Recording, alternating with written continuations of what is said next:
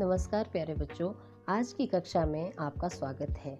आज हम वर्णमाला लेखन सीखेंगे। तो सबसे पहले लेखन में हम जानते हैं कि ये लाइनें किस प्रकार से लगाई जाती है। ये लाइन जो आप देख रहे हैं इसे खड़ी रेखा कहते हैं, जिसे इंग्लिश में आप स्टैंडिंग लाइन कहते हैं। दूसरी है स्लीपिंग लाइन, जिसे सीधी रेखा कहा जाता है। इसके बाद है हाफ सर्कल, आधा गोला, और दूसरी तरफ से भी आधा गोला, और उसके बाद है तिरछी रेखा और दूसरी ओर को भी तिरछी रेखा, और अंत में है बिंदी। तो बच्चों, इन स्ट्रोक्स की मदद से आप वर्णमाला लेखन अच्छी तरह से कर पाएंगे। तो आइए देखते हैं क कैसे लिखा जाता है। सबसे पहले एक खड़ी रेखा लगाइए और आधे गोले की सहायता से दूसरी ओर को ले जा करके आधे पर छोड़ देना है, और ऊपर एक स्लीपिंग लाइन अर्थात सीधी रेखा लगानी है। उसी प्रकार ख को इस तरह से घुमा के और ऊपर से खड़ी रेखा लगा करके बीच में छोटा सा गोला लगाना है और सीधी रेखा ऊपर। ग के लिए इस प्रकार से इसे घुमाएंगे और खड़ी रेखा और ऊपर से एक सीधी रेखा लगाएंगे। तो बच्चों, ये रेखा बिल्कुल सीधी होनी चाहिए। और अब घ के लिए ऐसे घुमा के खड़ी रेखा और फिर सीधी रेखा। तो इस प्रकार से हम लिखेंगे आगे अंग, छोटी सी खड़ी रेखा और इसे एस की तरह घुमाएंगे और ऊपर सीधी रेखा और सामने एक छोटा सा बिंदु लगेगा। ये बन गया अंग। अब देखते हैं च कैसे लिखते हैं। छोटी सी सीधी रेखा, फिर इस प्रकार से घुमाएंगे और ऊपर से खड़ी रेखा और फिर से सीधी रेखा लगाएंगे। इसे शीरो रेखा कहा जाता है बच्चों। जो ऊपर रेखा है ये लगाना हिंदी अक्षरों में ज़रूरी होता है। छ के लिए देखेंगे, जिस प्रकार हमने घ बनाया था वैसे ही बनाएंगे और ऊपर को घुमा के छोटी सी खड़ी लाइन लगाएंगे और फिर एक स्लीपिंग लाइन ऊपर से लगेगी। अब हम ज के लिए देखते हैं। खड़ी लाइन, उसके बाद हमने छोटी सी स्लीपिंग लाइन लगाई और ज को घुमा करके बनाया और ऊपर से सीधी रेखा अर्थात स्लीपिंग लाइन। अब ज के लिए जैसे एस बनाते हैं वैसे ही गोल घुमाया और छोटी सी सीधी रेखा और खड़ी रेखा लगाई आगे और ऊपर से सीधी रेखा लगाई। ये बन गया झ। के बाद है य, बिल्कुल सिंपल है। इस प्रकार से य बना। अब बच्चों आगे देखते हैं ट। ट में छोटी सी खड़ी लाइन लगाएंगे पहले, फिर इसे गोल घुमाएंगे और इस प्रकार से बना ट। आगे है ठ, छोटी सी रेखा और उसके बाद इसे हम गोल घुमाएंगे। ये बन गया ठ। ड, जैसे हमने अंग बनाया था बिल्कुल वैसे ही हम बनाएंगे ड।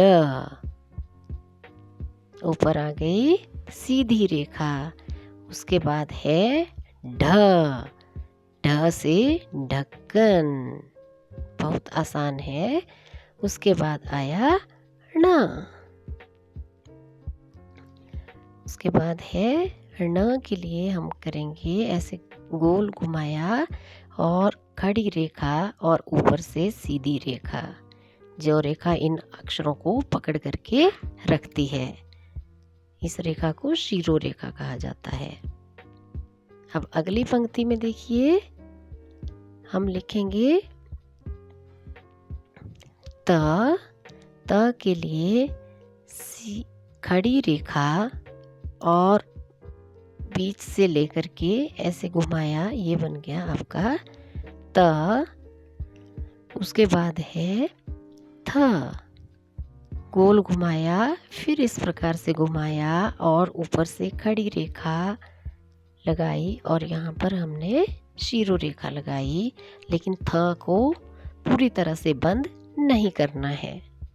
और थ के बाद है द, जैसे हमने ट बनाया था वैसे ही बनाएंगे और ऊपर को घुमा करके नीचे तक लेके आएंगे द। इसके बाद हम लिखेंगे ध, गोल घुमाते हुए आगे को ले गए, एक खड़ी रेखा और ऊपर से फिर रेखा लगाई, लेकिन इसे भी बंद नहीं करेंगे। और न में सीधी रेखा और फिर इसे आगे को नल की तरह घुमाया, ये बन गया न। इसके बाद है प, बहुत ही आसान है। जैसे आपने मैथ्स में 4 लिखा था, 4 लिखा था, वैसे ही हम इसे लिखेंगे। और फ के लिए प बनाएंगे और क की तरह इसे बाहर से निकालेंगे, ये बन गया आपका फ। फ के बाद आएगा ब, और ब के लिए खड़ी रेखा, फिर गोल घुमाया और बीच में से पेट को काट दिया, ये बन गया आपका ब। इसके बाद है भ, देखिए किस प्रकार से बनाया जाता है। और जो हम ये सीधी लाइन लगाएंगे इसे गोल भाग के साथ टच नहीं करेंगे। और बाद में आया म, जो कि बहुत ही आसान है बनाना। इसके बाद है बच्चों य, तो य में हम गोल नहीं घुमाएंगे, इसे इस प्रकार से घुमाएंगे जैसे हमने थ बनाया था, लेकिन थ में गोल बनाया था। थ बंद नहीं होता और य बंद होता है पूरा।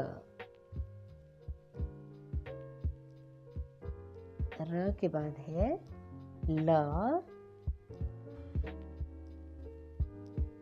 ऊपर को गोल घुमा करके नीचे ले आए और फिर लगा दी सीधी रेखा। उसके बाद है व, र ल व।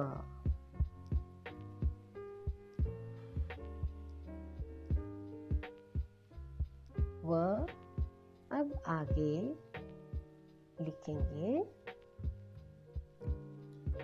श। देखिए किस प्रकार बनाया जाता है श। यहाँ से गोल इसे पहले घुमाया, फिर इस तरह से मोड़ेंगे और आगे एक खड़ी लाइन, उसके बाद ऊपर से सीधी रेखा श। बाद है षटकोण वाला श, जिसका प लिखेंगे और बीच में से पेट काट देंगे। र बनाएंगे और इस प्रकार से स बना देंगे, श श स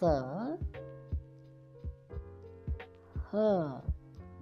जैसे हमने ड बनाया था वैसे ही बनाएंगे, लेकिन इसे आधे रास्ते में छोड़ करके वापिस गोल घुमाएंगे, ये बन गया ह। श श स ह। इसके बाद बच्चों अगली लाइन में आएगा क्ष। तो देखिए किस प्रकार बनाया जाता है, खड़ी रेखा और इस तरह से ऊपर को घुमाया, फिर नीचे द की तरह मोड़ दिया, ये बन गया आपका क्ष। क्ष के बाद आएगा त्र, खड़ी लाइन, तिरछी लाइन, फिर तिरछी लाइन, ये बन गया आपका त्र। और अंत में आया ज्ञ। जैसे हमने ज बनाया था वैसे ही बनाएंगे और इसे इस प्रकार से मोड़ देंगे, ये बन गया आपका ज्ञ। और ज्ञ के बाद है, ये आपकी वर्णमाला पूरी हुई। और बच्चों 2 और अक्षर मैं आपको सिखाना चाहूँगी, जिसमें जैसे ड है हमारा, अगर हम इसके नीचे एक बिंदु लगा दें तो इसे हम बोलते हैं ड़। ड़ जैसे पेड़ में आता है। और ढ के नीचे अगर हम बिंदु लगा दें तो ये बन जाता है ढ़। जिस प्रकार की पढ़ में आता है वो होता है ढ़। बच्चों ये है आपकी वर्णमाला। आप इसे ध्यान से देखेंगे और लिखने का अभ्यास करेंगे। आपकी लिखावट सुंदर होगी। धन्यवाद।